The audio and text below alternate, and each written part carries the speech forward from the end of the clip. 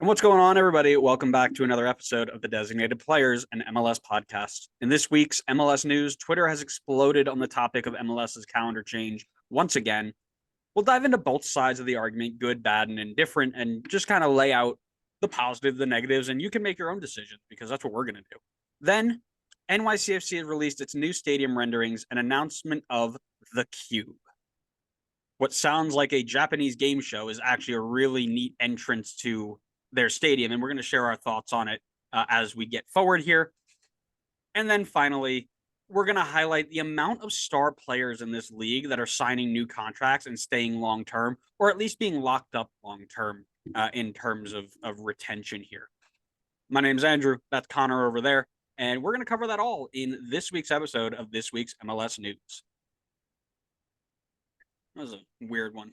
Kind of tough doing this when I'm watching Red Bull out of the corner of my eye, but How many times do I have to tell you you don't have to leave an empty space for it? I will make the empty space in the audio. I'm going to make the empty spaces slightly longer each and every episode until you just accept it. Great. I can't wait. Last episode of the season, the entire it's gonna be a 3 hour episode with an hour and a half of just dead air at the start. And I'm gonna leave the whole thing in. It's called No a edits. dramatic pause, okay? That's We're building the tension. that's like a nap at that point. That's longer than a pause. Hey, listen, whatever we need to do to reach our niche, right? Connor, how you doing, buddy? It's good to see you again. It's been a while. It hasn't. It's been like a week. That's a while to me, man. Every day I don't see you feels like a year. Wow. That was like adorable. Listen, I got sentimental side. I don't know what to tell you. Something like that. Um, listen, lots to cover this week. Not, I don't think nearly as decisive or divisive, excuse me, as it was the last couple of weeks, but still some interesting topics to chat about. But we can't do any of that before we talk about scarves, right? Of course. What do you got? We're talking about the cube, and I'm talking about the people that are going to be inside of the cube. I got the NYCFC scarf in honor of their absolute capitulation today against Great the Portland word. Timbers. Great word. I had a cool lead into that for the episode, but whatever. Did I steal it? I've got mine's gonna be it's gonna tie in later. But I actually haven't gone MLS. I've gone RC. It's an Adam Buxa reference. There's one other. Oh, Frankowski. There you go. Look at you flexing the ball knowledge. I Damn. know my RC lens. So we'll talk about why that is relevant in a little bit, but we're gonna dive first into this topic that is just. I feel like it pops up every time there is like a bad weather situation, and that's the MLS calendar. This conversation comes up, and it's usually a non-starter, right? Like very few people I think are looking at these arguments and then like, oh yes, that's what we're gonna do, and it's gonna be great. Like you either feel like it should be or you shouldn't. But we're gonna share our thoughts on it. So I'll start by asking you, my friend Connor, just do you like the idea of the calendar switch? We haven't talked about any of the positives or negatives yet, but where do you stand on the calendar changing idea? I'm glad we're finally talking about this. I feel like the idea has been floated on Twitter for a long period of time now, and I feel like it is just another excuse for people to try and make MLS be as European as possible. And I think we are getting to the point where if if this I don't know what to label them. I guess it's the pro rel crowd. So I'll just kind of label them generally as that. If the pro rel crowd got everything that they've been asking for, we would look so much like England. I think we would be a half step away from Taylor Twellman analyzing games in a British accent. Like it's just ridiculous how much we're just trying to mirror the European. Like, why can't we just have our own style? Why do we have to do everything the exact same as Europe? I'm completely fine with the way the calendar is now. I think it makes sense for a lot of the weather that goes on in the country with the snow and the cold that some of the northern teams like Minnesota and Canada teams go through. think it makes sense to have the calendar the way that it is now. I don't see any reason why we need to change it just so we can be on the same schedule as England and Germany and all of the other European countries. I haven't seen any situation right now where we're suffering drastically because we're on different calendars. I think you put that pretty well in terms of kind of the anti-calendar change movement. I myself don't really care. I know that this is my league, this is my team, right? Whenever they play, I will be watching, right? Like that is just who I am. The conversation for me then becomes a much more neutral point of view because now I can look at it knowing that it doesn't matter where it is, right? But I know that I will be watching. And now the mindset for this for me is how does this affect the general viewing? Excuse me, the general viewing of the league, of teams. Where does it go from there? So, I dove into this and I will share some with you about the positives and the negatives of what this is. And I guess what we can do is maybe I'll give you some and you can share your thoughts maybe, and I'll share my thoughts and we'll just kind of run down the list. I think that's a pretty good, all right way to go about it. Sure. Yeah. So I started off by looking at some of the arguments for the change, like in favor of this change, right? And I think it mainly stems from MLS Moves on Twitter, who I think does a pretty good job of being relatively neutral in his coverage of the league. Um, this is his far. It's kind of weird talking about this like a political stance, right? But this is like his farthest European leaning like idea.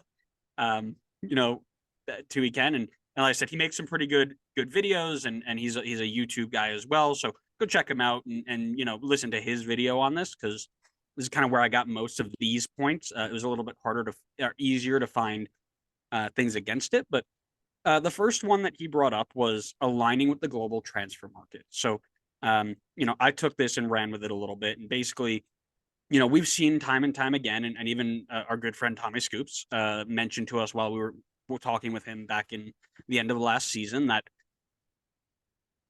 the transfer window is tricky to get from MLS overseas. European teams is the main demographic that MLS keeps saying we're going to try and send our players there, send our players there, send our players there.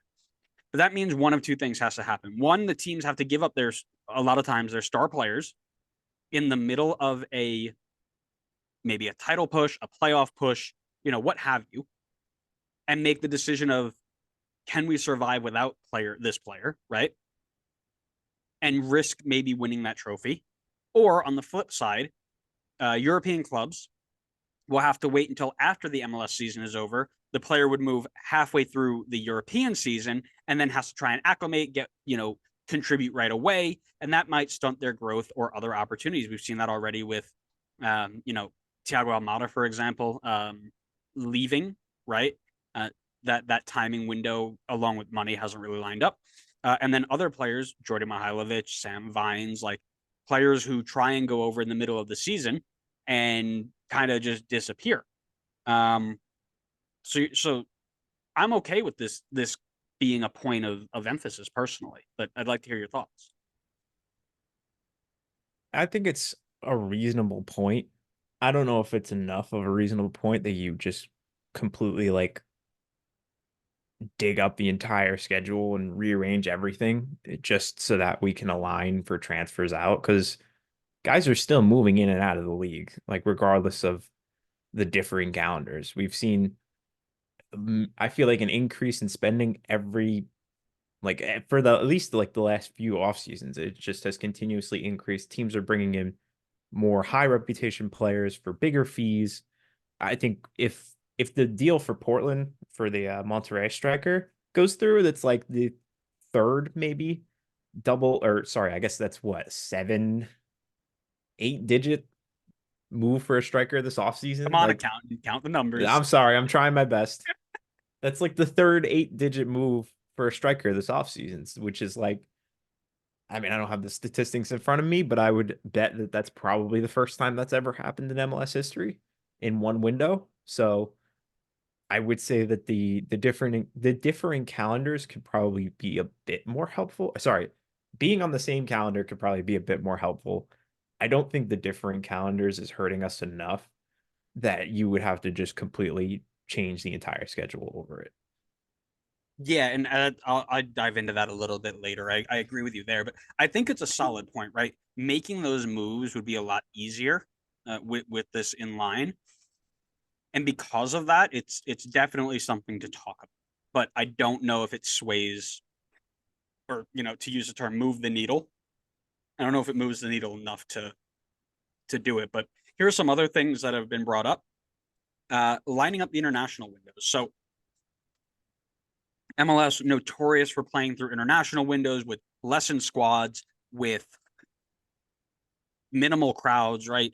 And each and every year, the question is, which tournaments are they going to play through and which ones aren't they? Are they going to stop for them? Are they going to play through them? If you line up with the other calendar, then you can make your how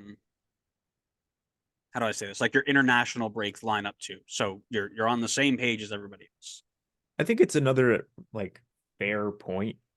Again, I don't know if it's something where you'd probably like rearrange the whole schedule again, but I think it would definitely be beneficial for teams and fans who want to go to games and not have to risk going to games potentially and having all of the key players that you want to go see be on international duty, but teams still playing games. I mean, you're considering MLS is basically not playing in US Open Cup. You've got some more opening in your schedule now. Maybe you can rearrange things, squeeze in a couple more midweek games, and now all of a sudden you can free up that time during the international windows, possibly. I don't know if that's logistically possible. I'm sure there's way more that goes into the logistics of that. So I don't really want to like throw that out as a serious suggestion.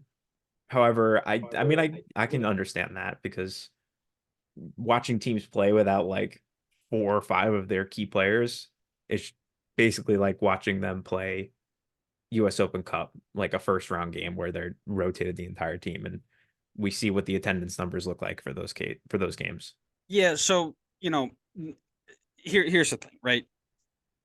Every league will play through certain windows or take breaks during certain windows. And the problem is, it doesn't really matter which we choose. There's always going to be a crowd calling us a not serious league for whatever decision we make, right? If we play through a window, oh, you're not serious because you're putting out a worse product on the field, your stars aren't around, and everybody else is taking off. So why aren't you? But if we pause, then people complain it's been too long since they've seen a game and they forget about it. And oh goodness me, how am I supposed to take a league seriously if it's not playing week in, week out? Right. So you're never going to make everybody happy in that sense. Lining up for international windows. I think he mentioned like, oh, like you can do team watch parties and season ticket holder event, like all this sort of stuff. And, they all made sort of sense, but I think it's more of a reach for, oh, like when the culture builds, that's something you can do. And that's fair, but I don't think a lot of people are going to, turn unless they've got like one of their big, Jesus Ferreira in Dallas as I watch this game right now, right? If he's starting for the men's national team in Copa America, right? And MLS takes a break because that's their schedule and they're able to do that, whatever. Maybe you'll see a bunch of people from Dallas going over and supporting him. But random MLS games with mostly European or random, excuse me, US men's national team, mostly European based players, I don't think would draw a whole bunch of like season ticket based things. And that kind of was the other thing I thought about too, is like it makes sense when we need to stop because a lot of our players are called in. But if we're not losing a ton of our players and we're losing more at a higher rate, right? But if we're not losing a ton of those players, then it's kind of a moot point, right?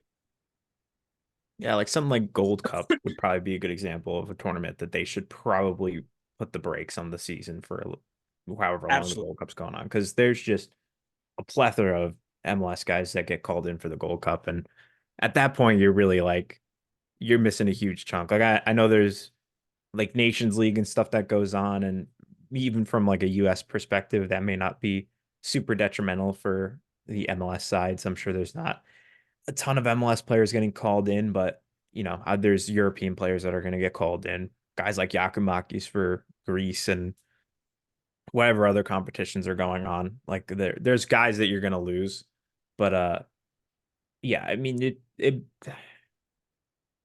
it's a hard, like, I think it's a good point. I think it's a valid point, but I also don't think it's a point strong enough that you would rearrange all the logistics on everything just to make sure that we have off for certain international competitions, because I think you could possibly tweak the schedule you have now with the timing and make it work so that you're off for certain crucial international breaks. See, what's interesting about this point to me is that this is one of those points that you can have a complete contingency plan for. If you were to change the calendar, this is all the things that you can do. But it's all hypothetical and kind of like I'm going to use it. It's not the right word for it, but I'm going to use the term dreamy, right? It's like this is what my ideal scenario would be, and then you try and play it out, and it doesn't do as well, right? And the last one that was brought up, and it's kind of a 50-50 point, is the weather, right? Specifically in the South, right? Summer weather in places like Texas and um, Atlanta, all those places kind of makes it difficult to play certain styles, can lead to injury, increased fatigue, all these different negatives of playing in really, really hot conditions, right? Obviously, there's the flip side of it, but in terms of that, what do you think? I mean, I think what they have now is the smart way to go about it, because you can play in hot weather and take more breaks like they have done in the past, where you have scheduled water breaks to kind of break up the game a little bit more.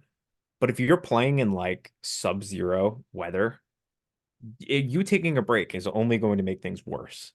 So there's nothing you can really do to kind of help the situation more if it's super cold or if it's super snowy. Like, you could stop and plow the field, but like that's going to take ages and really kill the momentum of the game. And you're not going to be able to like take breaks and warm up. Like, you're going to take breaks, stand around, and get even colder. So I was actually looking a little bit ahead of this episode, and maybe I didn't look at it correctly or not, but I wanted to see when the Norwegian and the Swedish league was playing, because like, I think in terms of winters, some areas in Canada and even northern US probably experience somewhat similar to how Norway and Sweden might fare. And it looks like they're on a pretty similar time schedule as we are. It looks like they start end of March. I don't know when they end, but if that's the case, then I mean, I feel like that makes sense. They're avoiding the harsh winter months as well, because it would just be nearly impossible to play. You'd be canceling games all the time for snowstorms. And if it, like, we remember the US game, the freezing one in Minnesota, where it would, like, there were threats of frostbite for like half the players that were out there. Like, that was ridiculous. But like, imagine you have the threat of that every week, because we're playing in the middle of, like, deep December, deep January. I think mitigating the hot weather is much more doable than mitigating the cold. So I think the way we're structured right now for the weather is better. Yeah, so there in this proposal that was brought up, the suggestion is to take off the winter months, just stop playing and then put the Leagues Cup in only the southern states. And that's an interesting idea. Now, in the current climate where Leagues Cup is in the crosshairs of a lot of US soccer, diehards, that's probably not the best idea considering the low attendance, and especially when you're play all your teams are playing away games, right? And the teams like Minnesota, for example, who won't get to see their teams play League Cup, like that's not what the point of Leagues Cup is, right? And Yeah, I Leagues think Cup that's a, has sorry, good. go ahead.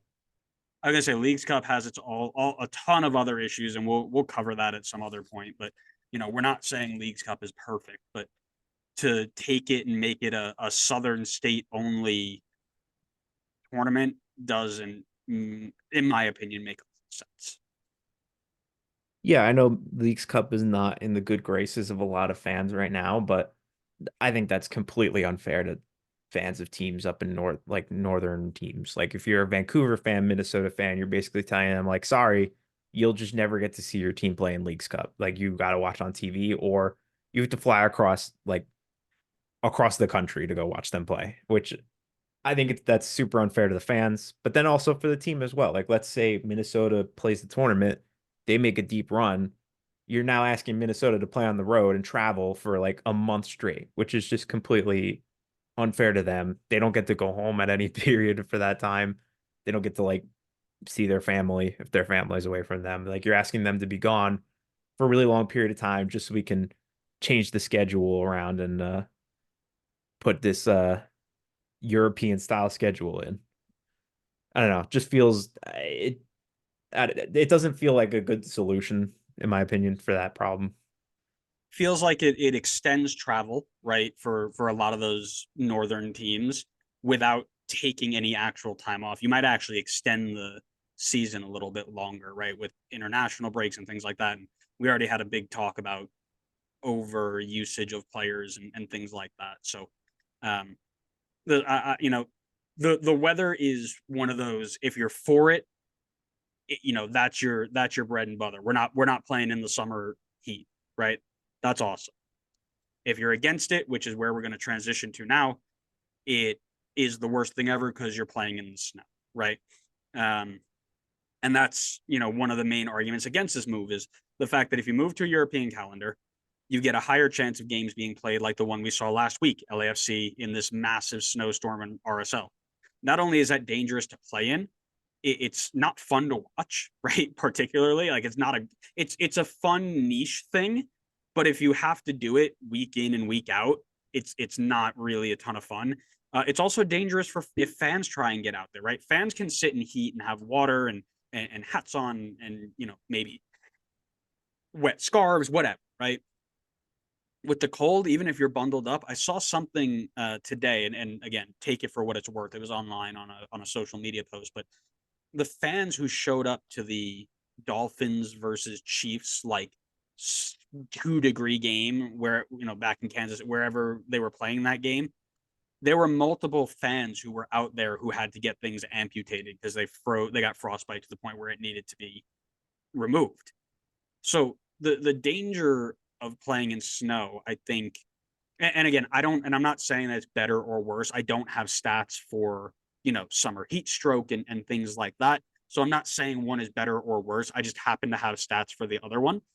But then the flip side of this is the suggestion to take these winter months off and maybe play Leagues Cup in it, whatever, right?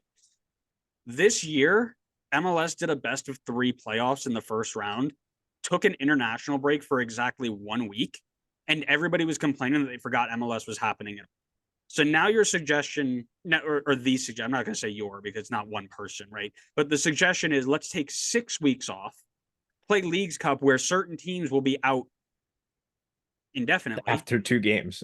Right. Which is the same thing that happens in Leagues Cup now, by the way. So I'm not saying like that's the biggest issue, but you're saying that 6 weeks off and then you're going to start up again like nothing ever happened. To me, that sounds like a surefire way to kill off fan engagement and have people take the stance of like, I didn't, I didn't know this was happening. What's going on?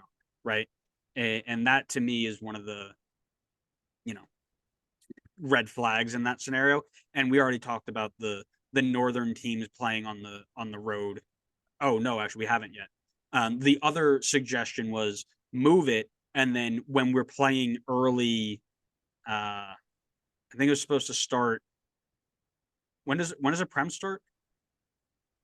Like late August, isn't it? Yeah, it was like when you're playing in those games or whatever it may be. Whenever it was supposed to start, have the super cold teams just play on the road a couple of weeks, like, and that flips back to the same thing about Leagues Cup being in only in the South, right? Like those first couple weeks are like key fan retention weeks, right? My team's back. It's been 2 months off. I see other teams playing in Champions League. If you're the teams that aren't in Champions League, right? I've seen preseason stuff. I've been watching all this other stuff, and now my team's back. I can't wait to do it. oh, by the way, you need to wait 4 weeks before your team shows up. Tough, right? But your Yeah. thoughts on And I mean, what are the you gonna do? negative It's yeah, I mean, I think there are good arguments to make for the calendar change, even though I'm not in favor of it. I think the weather one's one of the weaker, if not the weakest, arguments that they could make. absolutely right, and that, and I think you mentioned like there were some that were good arguments, right? The calendar and the international window, great, right? But the weather is like those move the needle like that, and the weather brings it back down to this, right? It's a super like there's more wrong with the weather argument than there is right about the transfer argument. And then again, it really falls on where you lie. I do lean more against just keeping it the way it is, and it's mainly going to be for this last point we talk about. But this thing about weather is, first of all, it's always changing, right? The weather is consistently a moving factor. But if you are increasing the chances of all of these snow games for a decrease in the summer weather, which again, I saw a stat. I didn't have time to look up exactly how accurate it was, but May, June, and July, highest attended games in MLS. Why do we think that is? Probably peak weather. Well, no. I mean, maybe, yeah. There's no school, That too. right? None of it. There's no school. There's maybe summer soccer if you're playing in it, but for the most part, you're off from your club teams, your high school teams, your ODP team, whatever teams you're playing in, right? They're off for those summer months, so you don't have to play all the time, or you're playing 2 times a week. You don't have to worry about doing it at school, whatever. So what do? Okay, I'm going to go to a game, right? If you cut that out and then put the calendar only when we're playing, when we're in school, when we're traveling for college, like whatever it may be, again, you're taking that dive into it, into the attendance numbers, and that's kind of the big kicker for me. Is I don't think like I think those months are key for us. Here's the last thing that I will say on it, and then I am refusing to say anything else on it because we've spent a lot of time on this topic. But the last thing I will say, and I know this is a whole other topic that we didn't even touch on this on the schedule change, but considering there are a bunch of teams in this league that share stadiums with other teams, mainly NFL teams, you're now asking for a lot of logistical like hula hoops that these, field what's the right term for them? Like the field management teams or whatever have to now Grounds go crew. through. Grounds crew, yeah, yeah. The You're now asking like a bunch of hoops that the grounds crew has to jump through in order to potentially get things aligned correctly and in time, or you're asking now the scheduling groups to kind of like change around everything so that there's not conflict, like there's not an MLS game Saturday at Mercedes-Benz for Atlanta and then the next day the Falcons are playing. Like that's a super tight turnaround, which they don't have to worry about like 8 months out of the year because the NFL isn't going on during the MLS season. So you actually dove into my last point here, the one I kept alluding to, the competition and logistics around other American sports, right? Other countries, specifically European countries, don't have to worry about competitions with other sports in their country, right? You know, the essence of MLS's survival rate is how it stacks up against NFL, NBA, MLB, NHL. We would not care less personally how we are doing TV ratings against EPL, Bundesliga. Don't care. Because at the end of the day, we don't need to fight with them. We need to fight with the people who are in our own backyard, right? Um, and there are arguments made against this, like MLS playoffs are already coinciding with the NFL season. MLS already plays during NHL and NBA, seasons. Like it's happening all at the same time, right? So, why does this change matter? And the change matters because a good half of this season is played only with the like right now with MLB is mainly the people we're fighting against, and then NBA mid season and MLB early season, right? So a switch to the European calendar means that the entire opening part of the MLS season, minus this 6-week winter break that they've been talking about, is played coinciding with the NFL and, most importantly, the college football season. And that is where you die. Because everybody's like, oh, well, why does NFL matter? Because it's on a Sunday and every MLS game plays on a Saturday. You're right. But the other problem is that college football exists. And college football, and I've seen people talk about it already, like, oh, yeah, I miss so many MLS games because my college team is playing on NBC. Whatever, right? That's where you're going to feel this biggest switch. At the start of the season, when you have mostly new fans, new, old, or indifferent, really, it doesn't matter, that are coming into the stadium. If you play the entire first half of the season with college football and NFL, the entire weekend's gone, right? Currently, right now, our playoffs are going against the early part of the NFL season, right? Kind of like September, October, maybe into November. Maybe not as early as I had presumed, right? But you're going into November. Most football is pretty much done. You've got the bowl games and stuff in college, I mean, and the NFL is still playing. And again, if you're a Jets fan, your season's over already. So, there's not too much you're worried about, right? But I think the idea that if your team is challenging for a cup, if your team is challenging for playoff spots, like that intensity trumps over some football game against, I think that's the idea. Whether it does or not, I'm not saying it does or not. I think that's the idea, right? But if you were to shift the schedule, MLS regular season versus college and NFL regular season, you lose every time, right? So to have that extra incentive of like, oh, the playoffs happen during the NFL season, you're right, but the playoffs mean more than a random start of the season MLS game, right? And you just can't give those things up. So that's the killer, I think, is NFL and college. Right now, we are circumventing them as best we can, right? There are times we're not, but the important parts of our season end up against those, and we're starting to pull a little bit more from there, or at least hoping to. I don't know what the actual numbers are, but. Well, yeah, I mean, you even have college football during the day then in that case, and then you have the NBA at night. Plays a lot on Saturdays, and now your whole Saturday's killed. So then what Yeah. are you going to do? Make MLS teams play on a Friday? Like, I think that's probably even worse. I don't think people are going to watch on a Friday. I think they're done with work and they're, I don't know, doing whatever else they do. Some of the southern states are probably watching high school football. I know that's big on Fridays, but Yeah. yeah, I mean that's a great point. Honestly, I completely overlooked the college football part of it. Well, I I think think that's that's why people. Sorry, I didn't mean to cut you off. I think that's why no, people think that this is such an easy change because everybody does overlook college football because it's not a pro sport, but it's but huge. it It's pulls better huge. numbers than every other pro European sport on the face of the earth. I mean, Yeah. the Old Trafford is like the 8th largest college football stadium. Like that's absurd. That's I know. stupid. Like that's unreal. And people don't think about that. And again, as I mentioned, I'm completely neutral. I do lean a little bit more towards it, but I can hear both sides. I can make arguments for both sides, and I don't really care. Like I mentioned, I know where I'll be whether we kick off or not. Like on the day.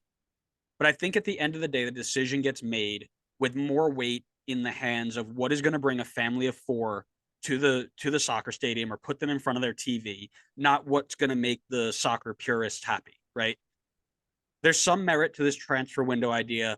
I think that's probably the biggest draw of them all. There's some merit to this linking the international windows. I think that's cool too. But at the end of the day, I think the league would do more harm than good by changing the schedule to the viability of certain markets in the league, right? There are certain markets that would survive this change, no problem, but there are others that might not, right? Newer, older markets, Chicago, for example, that are already struggling to pull people, right? If you now stick them in dumb winter weather for a quarter of the season, that's that's basically a death blow, right? And if you start losing teams, the league itself starts to shake.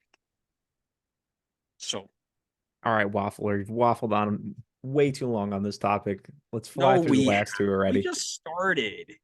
I swear we've been going probably close to an hour already. No That was way. number one topic.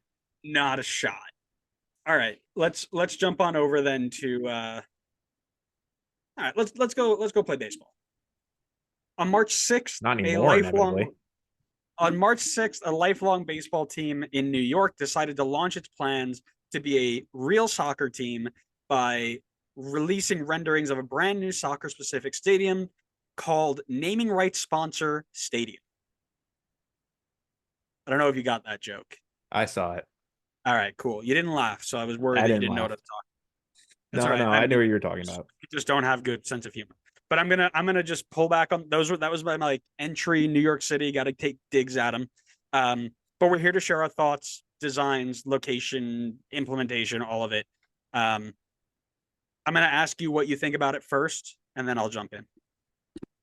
Seems very so here's my one and only thing that my one and only thought on it is how accessible it is for everybody around it. So I know I briefly mentioned it to you. Um, we talked about you had mentioned the Long Island Railroad goes right to the stadium, and I think that's great.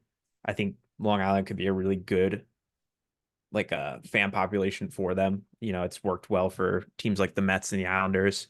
My biggest thing is it needs to be easy to travel to from New York City because that's where I think your biggest potential for fans is. And I think there's a lot of work to be done on winning over fans in the city. I think there are tons of soccer fans in the city. However, I don't think there's tons of MLS fans in the city. So that's where I see there's huge potential there for them. I mean, there's people that love the sport already. You just got to get them into the local team. But it's going to make that infinitely harder if there is not an easy way for them to get to the stadium. Like take the Islanders for example. Like, that was a stadium that was just really tough to, if not like nearly impossible to get from the city to Nassau Coliseum unless you had a car. If that's going to be the case again here, which I saw in the article doesn't look like that's the case, but if that's the case, then people are just not going to come from the city. They don't have a car. They're not going to come out here unless there's a train that comes right to it. And the like the surrounding that they're looking at like around the stadium looks very promising in that regard, and I think that'll draw a lot of people from the city. They're going to really like the walkability of it. And it does look like this article from MLS, I believe it mentioned the 7 train somewhere. So if that's the case, that's the same thing as taking the 7 train out to City Field to watch the Mets. It'll probably So be pretty like it'll probably be a pretty long commute, but having that as an option, I think will open the door for more people in the city. So I think it's promising, but I do want to see what happens when it actually opens. so a little spoiler alert. It's right across the street from the City Field.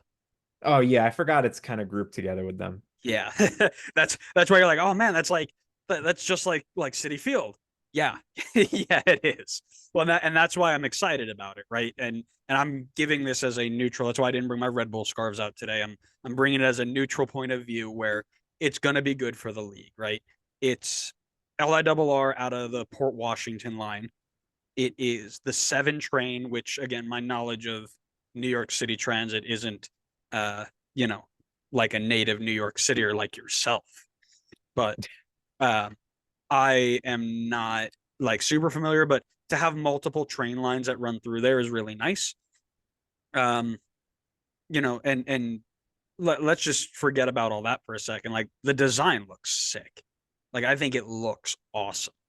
Our friends over at stlouissoccernews.com mentioned to us that during the game against St. Louis, New York City had officials out there looking at their stadium, taking notes about what they can, instill in their stadium. Which I love St. Louis's stadium. I think it's beautiful. So that's a really nice look.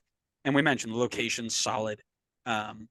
It's at the old Shea Stadium stop, from my understanding. So anybody who used to take the train into Shea Stadium can now take the train into uh, a New York City game, which is like that is one of the biggest draws of, and I'm going to go to the better hockey team here of the New York Rangers, where their train stop is literally underneath the stadium.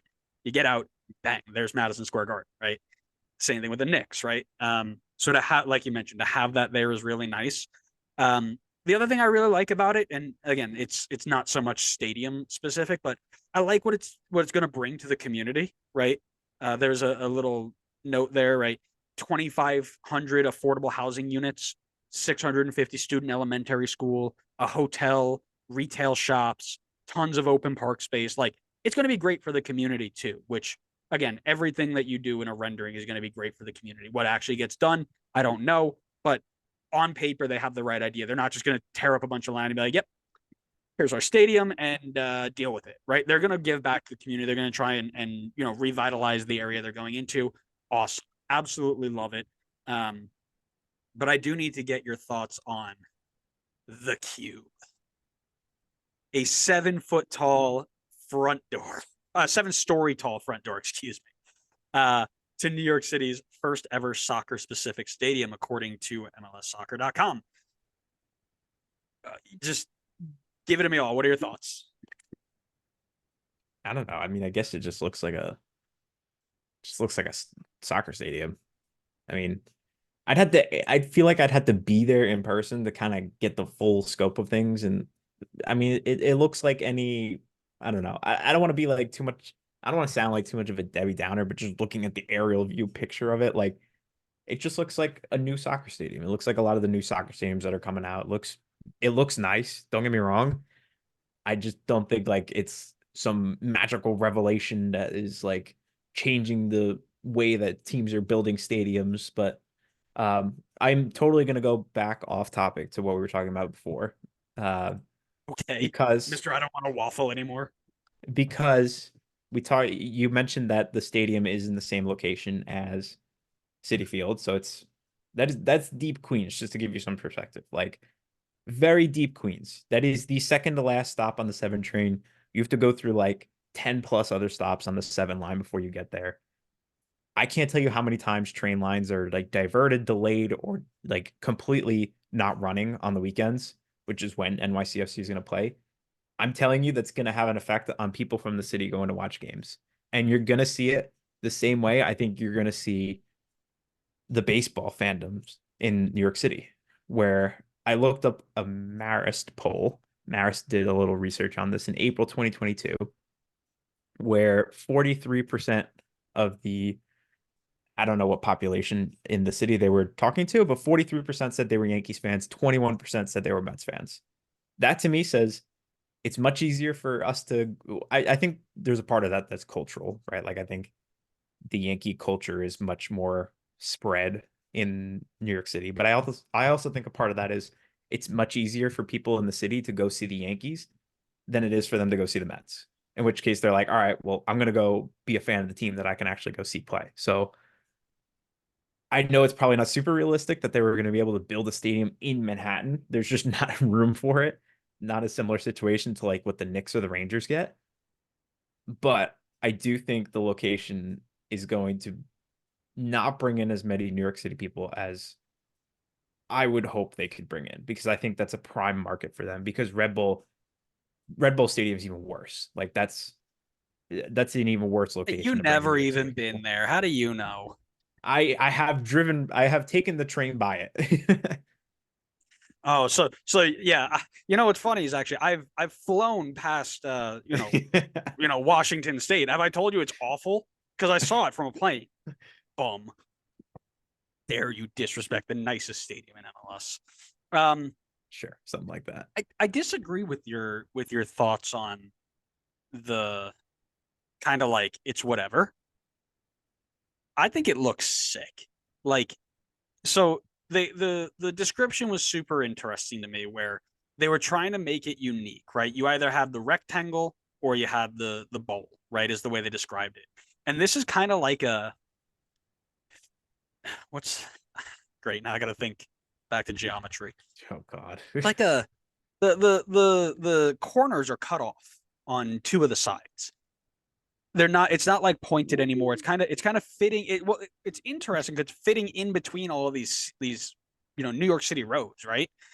From there, you get this giant U, right? It's easily the most unique entrance in all of major sports. Like I can't think. And again, my knowledge of other sports leagues are not super up there, but like walking through a giant illuminated 7-story tall cube that's got LED screens all over the place, 11,000 square feet, that's got all of your, hype videos and your game day graphics, and, you know, just it feels really cool. And in sticking to their roots, they described it as being a unique stadium experience, like their baseball brothers Wrigley Field or Fenway. They had to use baseball stadium to describe it, which I think There's is no way they describe their stadium to Wrigley Field. 100%. I will. Great. Now I got to send you the link. Awesome. I'm So not doubting you. I'm just saying one of those is an absolute I thought you were historic doubting. stadium. The other one doesn't even exist yet. I thought you were no. So they were describing it as in terms of like uniqueness, right? You got unique sight lines, and it's just different. Which The is uniqueness is the doorway that gets into the stadium. you don't appreciate modern I architecture. don't. I think like that's gonna be cool for like the first maybe couple times you go there, and then you're gonna just be like, okay, it's the cube. Like I would prefer that like the environment within the stadium is really great. Like they built it so that it's like, there's really cool stalls and stuff that you can go to, and it's super easy to get to your seats and all that. And it's like they've built it so that like the supporter section area is like really visible and it's easy like on the acoustics so you can hear them really loud. Like that's what I would rather than just a giant entrance to the stadium. What break in the timeline reality did we hit where I have to defend New York City more than you I do? love this reality. Where did we go wrong? Because something's going wrong here. Here's the deal. End of the day, 25,000 seat capacity is a perfect size, right? It's they get that much at their games now, so they're gonna sell out. They're gonna have a packed stadium again, relative to if the trains are running or what have you. I think you because it's so easy to get from it's easier to get from Long Island, right? The PW line. That to me opens up a world of possibility of, and I hate to put it this way, but the Red Bull fans who, and I use that in quotes, like the people who will watch the games and they'll watch it from time to time, but they're not really invested like others are. They might now be like, oh, you know what? It's easy to just jump on a train, take it, insert number of stops here, pop off and go watch a game, right? That's easy. Like you just mentioned, it's easier to be a Yankees fan than a Mets fan in the city. It's easier to be a City fan than a Red Bull fan on Long Island, Yeah, totally fair point. right? I So think so I while think that might be the demographic they're going for. well, and that's what I mean. While you have that New York City kind of might be harder to get to, which it won't always be harder to get to because you do have lines that run in whether they're canceled or not. But the Long Island demographic now gets brought into this, which I think will be really exciting as well. But um, new soccer specific stadiums, regardless of which baseball teams they're replacing, are popping up all over the league, and that's always a good sign, right? It's a sign of the growth. It's a sign of the steps forward. Um, New York City have put this off for a long time now, much to the chagrin of many MLS fans and their own supporters as well. But if the real thing is anything like the design, I think they've knocked it out of the park. It's in a good location. It's got easy access. It's not really a copy and paste of other stadiums before it, even though Connor has that uh, opinion. But as we know, Connor's That's not my opinions are opinion. wrong. You're putting words into my mouth. I didn't say it's Um, not unique. I just said I think the you said the you don't giant care. door entrance will just You kind said of you like don't care. That's what you said. it's like you remember when the Mets added City Field and they had the Jackie Robinson Rotunda. I don't know why I'm saying it in the past tense, like they don't still Like have they it. don't have it now. Yeah, like that was super cool at the start, but like the fifth time I've been to City Field, I'm not like in shock and awe every time I walk through the rotunda. Like at this point, I just walk right through it and go to the seats. Like it just kind of it was cool at first, but I just don't think it should be the selling point of the stadium. Well, I think it's different because it's easily changeable. And I've been to City Field like twice, so I can't be certain about it. But um, like being an LED screen, right? You can put anything you want on there within legal, restrictions. All fun and games till it gets hacked. Right. Yeah. Emil Forsberg uh, ends up on there. Listen, like no pun intended, this is an absolute home run for the club and the league, right? It is. I think it's great for the growth. Um, they and again we'll take this back the other way. They finally were able to kick the you don't have your own stadium thing, which is a massive win in their book personally. Um, now they just need to be like half decent as a football team and not get walked off at the end of every game, right? All right, that's enough. Yes, I'm yes. getting all of these baseball references in now because I'm not going to be able to in a few years. Now, groundbreaking or finished product supposed to be 2027. 3 years is still a long time for a lot of things to go wrong. So I'm not like, oh my God, it's here, but I sure do hope they get it across the line. Yeah, I think oh, something's leaking in my shower. Um Weird. all that being so I know I've sounded really critical of it the entire time, but I am genuinely happy that they have their own stadium now and they have a place to call home and stop moving around and being in these awful looking baseball stadiums. And I don't mean that as a knock on the baseball stadiums. It's just not meant for soccer. But I am happy for them. It does look like it'll be a cool stadium. I just don't think I'm in as love with the cube concept as you are. But at the end of the day, it's great for the league and it's great for the team that they found a place that they can finally call home. Yeah, like it's a. I was gonna say something else. Oh, the baseball part. Yeah, I watched a USL game this afternoon because there was no MLS on. It was in New Mexico, and they were playing at a baseball stadium, and it's the same. It actually was, in my opinion, the worst view of the baseball stadium because they had the entire infield in the background, so they were shooting it from the other side that New York City usually does, and I was like, it's just not meant for soccer, right? Like it's not bad. Like they had a great crowd, people were there supporting them. It was awesome. It's just not meant for soccer, and we're spending so much. I'm glad they're finally getting it done because it's not meant to be there. So, all right, let's hit our final topic here, which is this idea that MLS 4.0 is here, and it may be being described differently than we had in the past. Not only are we bringing in top talent from around the world, but now we're getting two different options out of it. We're either selling them on for profit, or as recent trends are suggesting, we're signing them to new long-term deals and keeping their talent in the league for longer. And there are still some issues with the roster rules preventing every player from doing this, right? Look at Chiqui Palacios in LAFC having to leave on a free.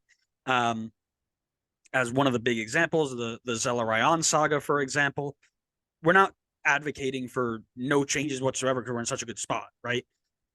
But here's a list of players that have just recently signed brand new deals. Denny Bouanga in LAFC. Diego Luna has been upgraded to a U22 player. Hani Mukhtar's got a new DP deal in Nashville. Carlos Heel has a new DP deal in New England. Coco Carrasquilla has a new contract. And even if we want to go back to last season, Luciano Acosta signed a new contract at FCC.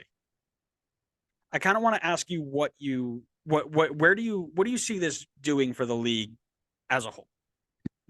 Oh, it's phenomenal. I mean, I've been on the it's a little bit of a different train, but it's heading in the same direction. But I've always been on the train that like these young players that get developed in the youth academies and we sell them on whether they're super young and cash in on them. Like being able to retain those players, like what Dallas is doing with Jesus Ferreira, is fantastic.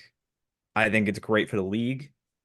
If you can pay them, it could be great for the player as well. So I'm glad to see that we're doing that even for non homegrown players, like non academy guys. Like these are key players for the entire league. Like it's great talent that we're keeping in the league. I think that's fantastic. That's always going to be good. They're not like 36 years old Andrea Pirlo that we're re-signing in the league. Like we're re-signing Hani Mukhtar, who's like in the prime of his career. Like we're re-signing Denny Bouanga, who's also in the prime of his career. Like it's fantastic for the league, and I'm really glad that we're able to keep this talent. Whereas maybe 7 years ago, we would have seen them leaving, potentially even on a free. Spot on, my friend. That's exactly what I was thinking. Where it gives us two different options now, right? one, we are a selling league. We're still producing talent and moving them on to leagues that are going to overpay because they can. And I take that with a grain of salt, right? But the other option now is not just, oh, they want to move, we're gonna have to move them, right? And that's where the lens scarf comes in, where Adam Buksa wasn't going to get paid what he was going to get paid, and somebody was going to pay good money for him. Frankowski, same thing. They were looking to create space. They had to move him on. They couldn't find a way to fit him into these new, or at the time, the roster rules there. So they had to move him on, and it could have been at a lower price than maybe they could have been asking for, because the other leagues knew that that those players weren't getting new contracts. You weren't going to be able to pay them. So we're going to offer you what we think is fair, and you're either going to take it or we're going to take them on a free next year. Right. This shows that we now are able to compete with good talent, and also, compete in terms of like the global market, right? Bring them into our league, and also compete with keeping them there. Everybody wants to make a move, but at the end of the day, other people, the majority of them, throw enough money their way and they'll make a good decision of sticking around. And you made a really good point about the types of players we're bringing in, and we've mentioned this before, right? It's less of the David Villa, Lampards, Pirlo's, Henry's, Zlatan, Higuain, Matuidi, Kaka, Rooney. Like, those guys were great. It was so much fun to have them here. But you either lost them on a free or they retired, right? And that was one thing that happened, and you really didn't have another choice. These players are coming in young, they're becoming good stars, and now you're giving them an actual option of to decide. You're either going to stick around and we're going to pay you the money that you're owed, or we're going to move you on for a fee that we think is fair, and we're going to benefit from that. And I laugh about this, right? 8 years ago, you just mentioned 7 years ago. 8 years ago, I didn't Google this 8 years ago, but I Googled 2016 MLS contract extensions. Would you like to know the names of the links that popped up? Sure. Do you want to guess any? I feel like it'd be fun if you give me a team, I can maybe guess it. LA Galaxy. 2016, 16. You said, right? Yep. Oh boy. Is that one of the Dos Santos? No, good idea though. You ready for the top contract, like top Google searched responses? Sure. Giassi Zardes at Los Angeles Galaxy, re-signed to a contract extension. Legend. Darlington Nagbe and Diego Chara in Portland. Okay, that's valid. Will Trapp and Ethan Finley in Columbus. David Ousted at Vancouver. Joe Bendick in Orlando. Those were the top names that came up when you looked up contract extension 2016 MLS. Compare that now with Denny Bouanga, Hani Mukhtar, Carlos Hill, Coco Carrasquilla, Lucia Costa. Like, that gap right there tells you the amount that we have grown in the last 8 years. I mean, not even, right? Like, it is phenomenal. And again, there's a lot of slack that these roster rules rightly deserve. And we're not here saying the roster rules are perfect. But what they've done to allow something like this to happen at a controlled and planned rate is really, really impressive. And again, Don Garber's made a lot of really bad decisions over the last couple of weeks. But stuff like this shows that not all of his decisions have been bad. So a hat tip to the people who have put this stuff in place to get us here. And I'm going to use the term safe, where we're not doing stuff like this. And then all of a sudden it's like, oh, just paid a guy $9 million and now I don't have money, right? The planned idea of this has been really, really nice. So. Yep. Agreed. Oh, you don't have, I thought you were going to continue on there because that was. We've been going for so long. No, we haven't. Yes, we have. I'm telling you, we're going to get the file. It's going to be like an hour and 20 minutes. Oh my God. You act like that's the worst thing we've ever done. That's a long time. So again, I will finish this then, because it's clear you don't want to talk to our fans and they just want to hear my voice, which I don't is want fair. to talk. I don't want to talk to you. I'll talk to the fans all day. I don't want to talk to you anymore. Yeah, but the fans don't even know you're here, do they? Listen, when you're talking about building a league, and we do talk about this a lot, there are key milestones that you're looking at. TV deals, star players coming in for a couple years, selling players for profit, developing talent, soccer-specific stadiums. And I think MLS has checked all of those boxes nearly completely. But the one that always seems to be the kick, the one that always comes back, and I'm going to use the general term, the anti-MLS crowd, after you go and show them all the growth, they're like, oh, well, all these players just show up for a few years and leave anyway, and none of them are in their prime, right? Call me when that happens. Well, now you've got and they're fair points, by the way.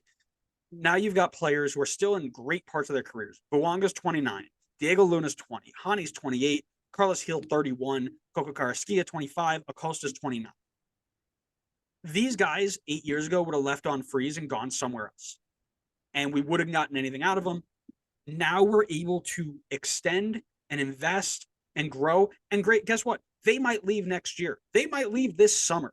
But now we have, and I hate using this in terms of players, right? But we are able to control the fee that we get for them, which helps us grow. And that's the bottom line. At the end of the day, it's a growth mindset, right? It's not oh, look at what we can do in the present. It's 5 years down the road, which is what it is, right? Again, things that can definitely change. But as we know, we're looking at it from a growth standpoint, not like why are we not like this league standpoint. And this is a great step in that direction. I'm really excited that this is becoming a trend, and I hope to see it more. Well put. Connor really wants to go to bed. He's had a long day, so I'm going to let him go, and I'm going to say goodbye to our fans who have had such a great time listening to our hour-long episode. This is an hour and a half. I could tell you it's not because I sent you the link at 7:25. No, I know it's not an hour and a half. And you didn't even get on until like 7:35. Anyways, thanks so much, everybody, for listening to our waffle. We hope you enjoyed it. We definitely did. I know Connor did. I did as much as I did. Make sure you subscribe wherever you get your podcast. We know the next episode of this week's MLS News goes live. We're bringing back MLS history. I promise you it's coming very soon. And then make sure you subscribe everywhere you get social media. Twitter, TikTok, YouTube. We're posting clips every single day. We're tweeting every single day. Come interact with us. Come hang out. All of our Fun Game Fridays are on there. The clips from our Fun Game Fridays are on there. Come interact with us. It's a ton of fun. We are having a great time doing it, even though Connor keeps losing. Thanks so much, everybody, for listening. We hope you enjoyed it. Connor is going to go to bed now, and we will see you next time on the next episode of the Designated Players and MLS podcast. See ya.